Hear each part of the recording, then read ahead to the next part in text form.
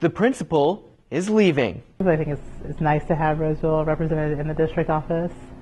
So I'm happy for him in that respect, but I'm sad that we're going to lose him as a principal of our school. Principal Brad Basham has been at the helm of Roseville High School for nearly 8 years, but on Wednesday he announced to staff that he will be leaving for a position at the district.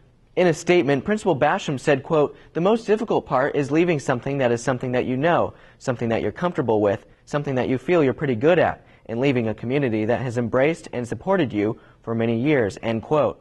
Teachers say they aren't surprised. Well, honestly, I had, through the grapevine, heard some rumors about that, so my reaction was, I guess, I knew already. And now that Basham is on his way out, a new principal will be on their way in.